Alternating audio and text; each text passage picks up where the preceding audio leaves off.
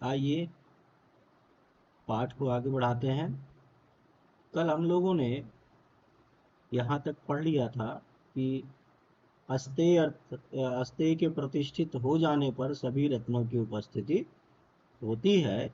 अस्तेय प्रतिष्ठायाम सर्वरत्नोपस्थानम। इसके बाद ब्रह्मचर्य प्रतिष्ठायाम वीर्य लाभ। ब्रह्मचर्य के प्रतिष्ठित हो जाने पर सामर्थ्य लाभ होता है। और क्या रहा है, अपरिग्रह स्थैर्य जन्म कथनता संबोध, अर्थात अपरिग्रह के नियत होने पर भूत वर्तमान और भविष्य के जन्मों तथा अनेक प्रकार का सम्यक ज्ञान होता है। शौचात स्वांग जुगुप्सा परैर संसर्ग, शौच के स्थिर होने से अपने अंगों के प्रति घृणा और अन्य प्राणी के अंगों से संसर्गा भाव होता है। सत्व शुद्धि सौमनस्यैकाग्रेन्द्रिय जयात्म दर्शन योग्यत्वानि च, बुद्धि शुद्धि से मन की प्रसन्नता, एकाग्रता, इंद्रियों पर विजय और आत्म साक्षात्कार की योग्यता आती है। संतोषादनुत्तम सुख लाभ, संतोष के स्थित होने से निरतिशय सुख की प्राप्ति होती है। स्वाध्यायादिष्ट देवता संप्रयोग प्रयोग, स्वाध्याय के स्थिर होने से इष्ट देवताओं का संपर्क होता है। समाधि सिद्धि ईश्वर प्रणिधानात्, अर्थात ईश्वर प्रणिधान स्थित होने से समाधि की सिद्धि होती है। स्थिर सुखम आसनम, जो शारीरिक स्थिति स्थायी और सुखद हो वह आसन कहलाता है। जैसे पद्मासनम, वीरा, ये सब आसन के नाम बता दिए गए। पद्मासन, वीरासन, भद्रासन, स्वस्तिकासन, दंडासन, सोपाश्रयम पर्यंकम कौंच निषदनम, हस्ति निषदनम, उष्ट्र निषदनम, समसंस्थानम, स्थिर सुखम, यथा सुखम आदि इसी प्रकार के और भी स्थिर सुख आसन होते हैं। कोई क्रौंच होगा, कोई हस्ति, उष्ट्र, स्थिर सुख, यथा सुख, पर्यंक, नाना प्रकार के आसन है। तो जो आसन से आप सुख पूर्वक बैठ सके उसे ही आसन कहा जाता है। स्थिर सुखम आसनम, स्थिरता हो और सुख पूर्वक आप जिस आसन में बैठे उसको आसन कहते हैं। फिर क्या आता है, आस्यते अनेन इति करणे ल्युट प्रत्यय, आस धातु से ल्युट प्रत्यय करने पर आसनम ये शब्द बनता है। बैठने का प्रकार स्थिरंच तत्सुखंचेति, स्थिर सुखम, अर्थात निश्चल तथा सुखकारी रूप से जो आप बैठ सके वो आसन वही कहलाता है। आसन सिद्धि होने पर क्या होगा, बोले शीतोष्णादि द्वंद्वों से बाधा नहीं होती। ततो द्वंद्वान अभिघात, स्थिर ये आसन सिद्धि होने पर जो ठंडा और गर्म लगता है कि ठंडी में हमको कपड़ा अधिक गर्म कपड़ा पहनना चाहिए, गर्मी अधिक लगती है, तो ये जो है सिद्धि प्राप्त हो जाती है जिनके आसन सिद्ध हो जाते हैं। उससे क्या होता है, तस्मिन् सति श्वास प्रश्वासयोर्गत विच्छेद प्राणायाम, उस आसन के जय हो जाने पर, आसन की सिद्धि होने पर श्वास और प्रश्वास की गति को रोकना प्राणायाम कहलाता है। शरीर के बाहर होने वाला रेचक, भीतर होने वाला पूरक और बाहर और भीतर रुकने वाला कुंभक त्रिविध प्राणायाम देश, समय और संख्या के द्वारा परीक्षित होता हुआ दीर्घ और सूक्ष्म होता है। उस प्राणायाम की क्या बाह्याभ्यंतर स्तंभ वृत्तिर देश काल संख्या भी परिदृष्टो सूक्ष्म, ये इसका अर्थ यहाँ पर हम लोगों ने पढ़ लिया था। अब तथा क्षीयते प्रकाशावरणम, उस प्राणायाम की सिद्धि से प्रकाश पर पड़ा हुआ पर्दा क्षीण होता है। और धारणासु च योग्यता मनसः, धारणाओं में मन की क्षमता होती है। स्विषया संप्रयोग चित्त स्वरूपानुगारी वेन्द्रियाणाम प्रत्याहारः, अर्थात प्राणायामाभ्यासादेव प्रच्छन्न विधारणाभ्याम वा प्राणस्य इति वचनात् अपने अर्थात इंद्रियों के विषयों के साथ सन्निकर्ष न होने पर इंद्रियों का चित्त के स्वरूप का अनुसरण सा कर लेना प्रत्याहार कहलाता है। ततः परमावश्यतेन्द्रियाणाम, उस प्रत्याहार से इंद्रियों की प्रबल वशवर्तिता होती है। देशबंध चित्त से धारणा, चित्त के सात्विक वृत्ति को किसी बाहरी या भीतरी प्रदेश में लगाना ही क्या कहलाता है? धारणा। और क्या है? तत्र प्रत्ययैकतानता ध्यानम, धारणा वाले विषय में ध्येय रूप आलंबन वाले ध्येय पर ही केंद्रित तथा अन्य ज्ञानों से अस्पृष्ट ज्ञान की अविच्छिन्न तथा अभिन्न धारा ही ध्यान है।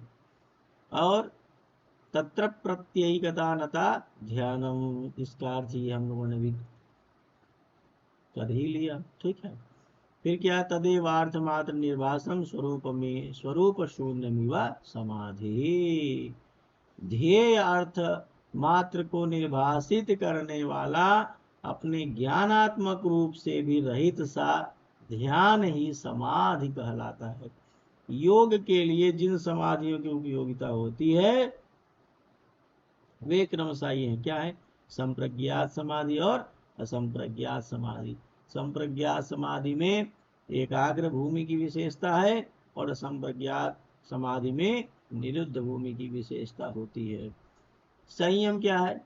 ये धारणा अर्थात धारणा, ध्यान और समाधि तीनों एकत्र अर्थात एक ही आलंबनगत होने पर संयम कहे गए हैं। त्रयम एकत्र संयम अर्थात धारणा, ध्यान, समाधि, ये तीनों क्या हो गए?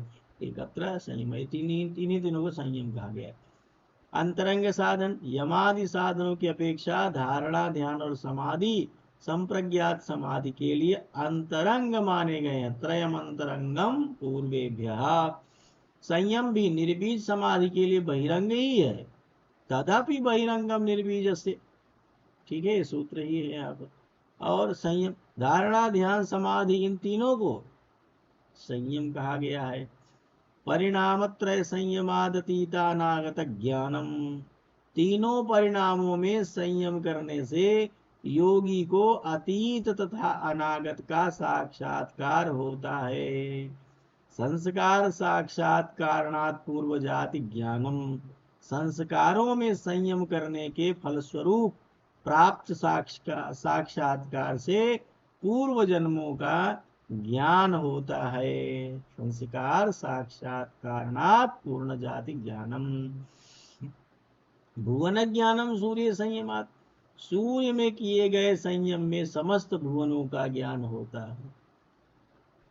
ठीक है, करिए बढ़िया एकदम संयम करिए, सूर्य में संयम करिए, भुवनों का ज्ञान हो जाएगा। भुवन ज्ञान के लिए सूर्य में संयम करिए। सत्व पुरुषान्यता ख्याति मात्र से सर्वभावाधिष्ठातृत्वम सर्वज्ञातृत्वंच, बुद्धि और पुरुष के अन्यत्व की ख्याति में ही प्रतिष्ठित चित्त वाले योगी को सभी पदार्थों का स्वामित्व तथा सर्वज्ञत्व सिद्ध होता है। और विशोका नाम की सिद्धि है जिसको प्राप्त करके योगी सर्वज्ञ, दग्ध, क्लेश, बंधन और स्वामी होकर विचरण करता है। बुद्धि, सत्व और पुरुष की शुद्धि के समान हो जाने पर कैवल्य होता है। सत्व पुरुषयो शुद्धि साम्ये कैवल्यम, यही है कि बुद्धि सत्व, सत्व पुरुषयो हो, तो यहाँ बुद्धि पुरुषयो हो कह सकते हैं।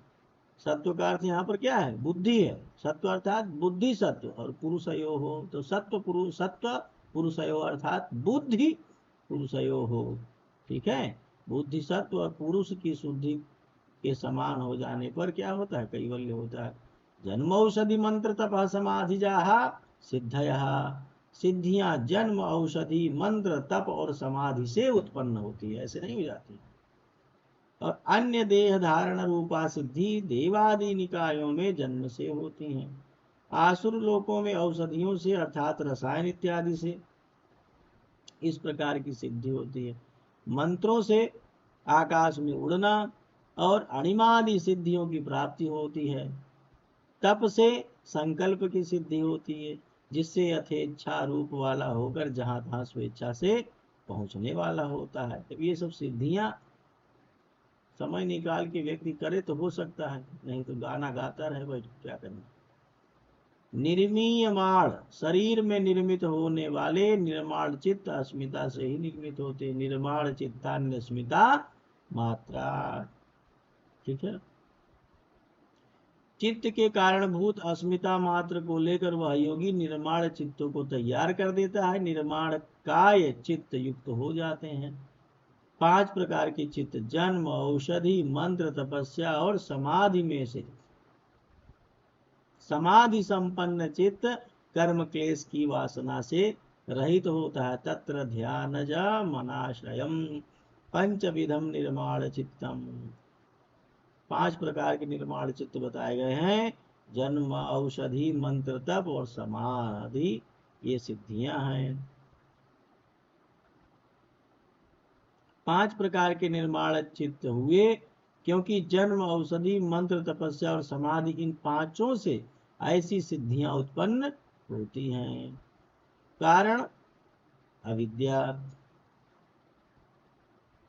फल पुरुषार्थ, आश्रय चित्त और आलंबन अर्थात विषय के द्वारा ही उपचित होने के कारण इन चारों का अभाव होने पर उन वासनाओं का अभाव हो जाता है। हेतु फलाश्रयालंबन संगृहीतत्वादेशाम भावे तदभाव। हेतु का निर्माण इस प्रकार है। धर्म से सुख और अधर्म से दुख होता है। सुख से राग और दुख से द्वेष होता है। उस राग द्वेष से प्रयत्न होता है। और क्या है? दृष्टा, दृष्टा अर्थात पुरुष, पुरुष अर्थात आत्मा। तो जो दृष्टा है पुरुष है और दृश्य विषयी से अभिसंबंध सभी विषयों वाला होता है। दृष्टि दृश्यों पर रक्तम चित्तम सर्वार्थम। सरल ही है, कोई दिक्कत नहीं, आप लोग समझ ही रहे हैं। कोई दिक्कत हो तो बता दीजिएगा, समझा देंगे अलग से। कहीं गड़बड़ लग रहा हो, आपको समझ में ना आ रहा हो तो चलिए आइए। चित्त से विविक्त पुरुष का साक्षात कर लेने वाले की आत्म भाव की भावना निवृत्त हो जाती है। विशेष दर्शन आत्म भाव भावना विनिवृत्ति ही। योगी का चित्त विवेक तदा विवेक निम्नम कैवल्य प्राग भारम चित्तम। योगी का चित्त विवेक मार्गी एवं कैवल्य फलोन्मुख होता है। विवेक ख्याति में भी वीत राग योगी को सर्वथा विवेक ख्याति होने से धर्म मेघ, ध हो गया है यहाँ पर, ध होना चाहिए, धर्म मेघ समाधि होती है।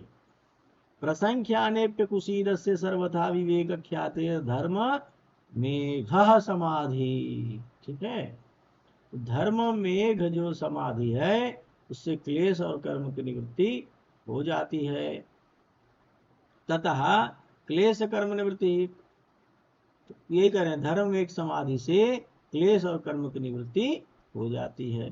तदा सर्वावरण मलापेत ज्ञान से अनंत्याज्य ज्ञमल्पम। उस समस्त आवरण मलों से रहित ज्ञान के अनंत हो जाने से श्रेय स्वल्प हो जाता है। तथा कृतार्थानाम परिणाम क्रम समाप्तिर्गुणानाम। धर्म मेघ के उदित होने पर, इसको घ पढ़िएगा आप लोग, ध हो गया है, कोई बात नहीं।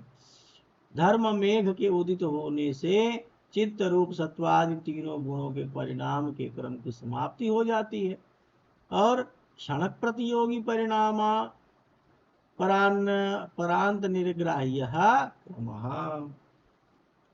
क्षीण प्रतियोगी परिणाम परांत निर्ग्राह्य क्रम। क्रम क्षण प्रतियोगी का तथा परिणाम के पर्यवसान से ज्ञायमान होता है। गुणाधिकार क्रम समाप्त कैवल्य मुक्तम तत्स्वरूपम अवधार्यते। गुणों के अधिकार परिणाम के क्रम की समाप्ति हो जाने पर कैवल्य प्राप्त होता है। उस कैवल्य का स्वरूप निश्चित किया जा रहा है। ठीक है, भोगापवर्ग रूपी पुरुषार्थ से रहित सत्वादि तीनों गुणों को अव्यक्त रूप में प्रविलीन हो जाना कैवल्य है, या चिति शक्ति का अपने रूप में प्रतिष्ठित हो जाना ही कैवल्य है। तो पुरुषार्थ शून्यानाम गुणानाम प्रति प्रसव कैवल्यम स्वरूप प्रतिष्ठा व चिति शक्ति।